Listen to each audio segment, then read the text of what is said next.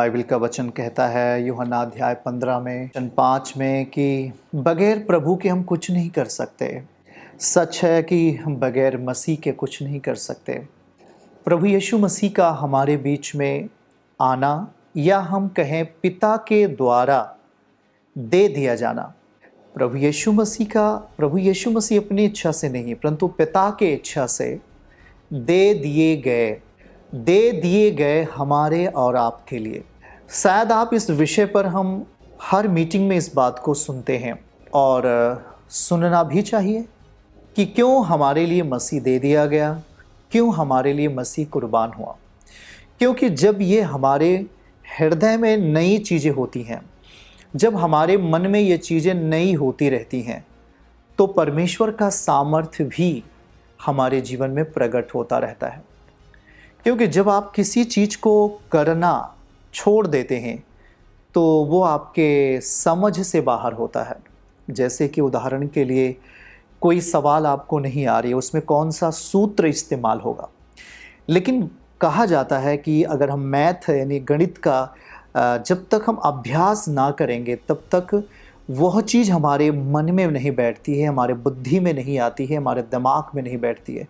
इसलिए हम उस सवाल पर उसका सूत्र रख करके हम उसे बार बार, एक बार, दो बार, 5 बार हल करते हैं और उससे संबंधित जितने भी सवाल होंगे वो आपके मन में बैठ जाएगा और आप उसे कभी नहीं भूलेंगे। यही है जब हम परमेश्वर के साथ अपनी संगति को दे रहे हैं और हम दे रहे हैं तो यह मूल्य अगला आदमी नहीं समझेगा जो प्रभु को नहीं जानता। शायद वो आपसे कहे क्या आप लोग यीशु यीशु हमेशा करते रहते हो, वो आपसे कहे क्या आप हालेलुया हालेलुया हमेशा बोलते रहते हो। वो कह सकता है लेकिन उसे इसका अर्थ नहीं मालूम। जिस दिन परमेश्वर का अनुग्रह उसके जीवन में हो जाएगा, यीशु का नाम लेने से बाइबल कहती है कि जो उसका नाम लेगा उद्धार पाएगा। आप आज यदि बचे हो, मैं यदि आज बचा हूँ, तो वो और कोई दूसरा नाम नहीं परंतु यीशु ही का नाम है।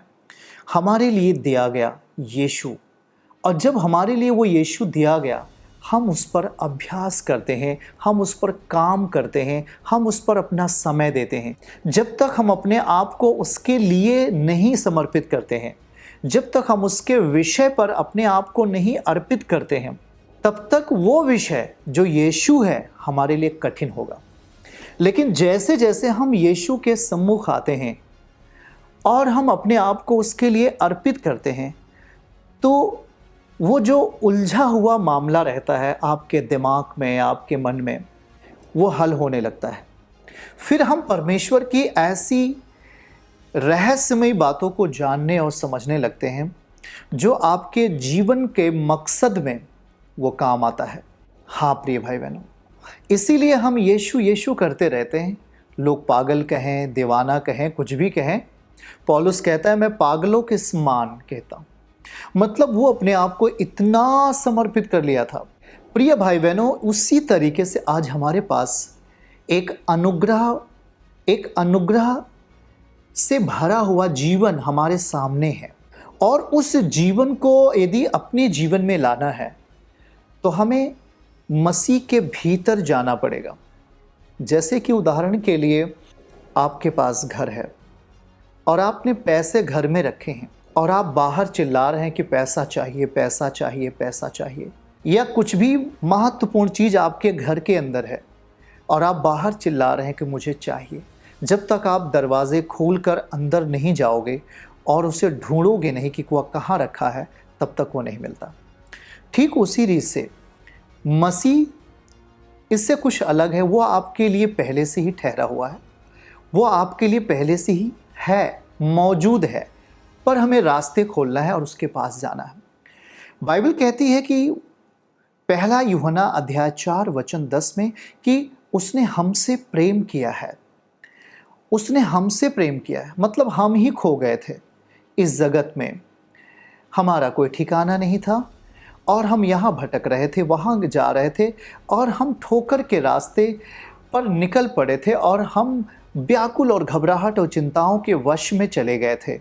कुछ भी सही चीज़ें हमारे आपके सामने नहीं आ रही थी जो आपके जीवन को सुकून दे सके, लेकिन वह परमेश्वर ने आपसे प्यार किया।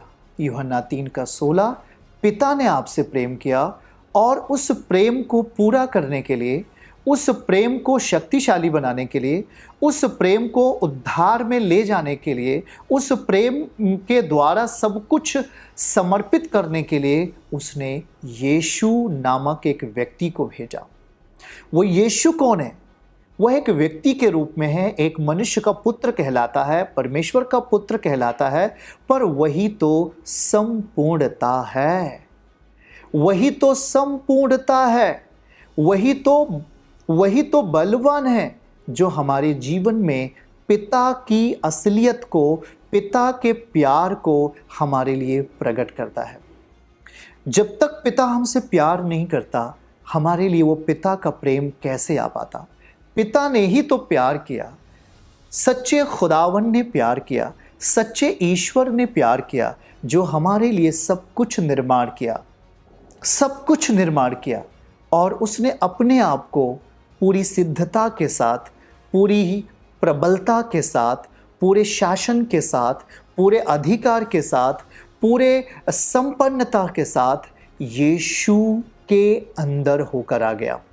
इसीलिए बाइबल कहती है इफिसियों 1:22 और 23, जब हम पढ़ते हैं तो परमेश्वर का पुत्र हमारे लिए कैसे, किस दशा में इस धरती के ऊपर आ गया। लिखता है सब कुछ उसके पांव तले कर दिया।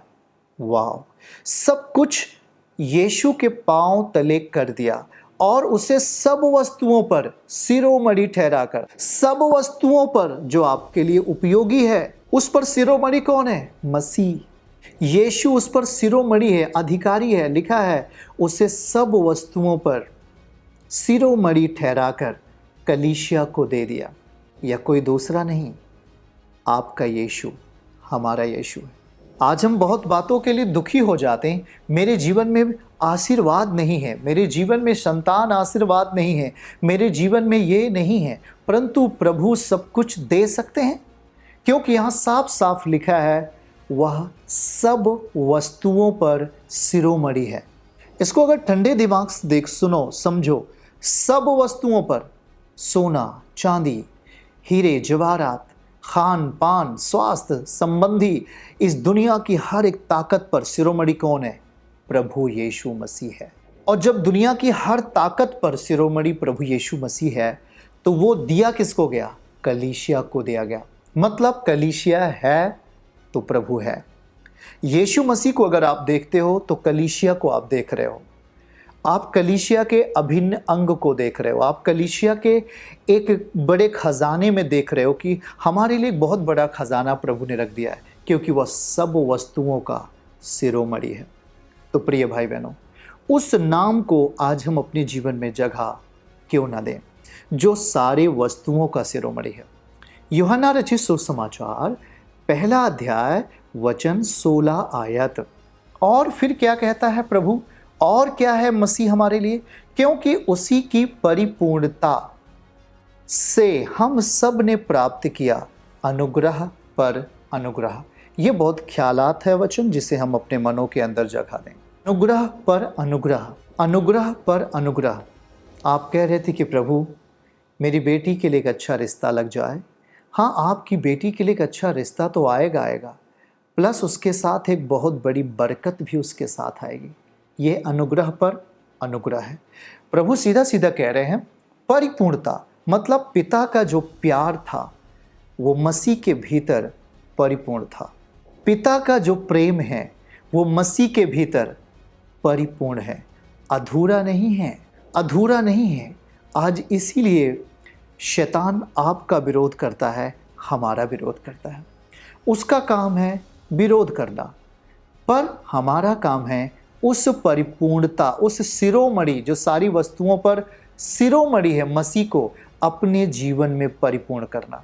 इसीलिए जब आप इस संसार के हिस्से बन जाते हो, जरा ध्यान से सुनना, जब आप इस संसार के हिस्से बनते हो तो मसीह आपका हिस्सा नहीं बन सकता।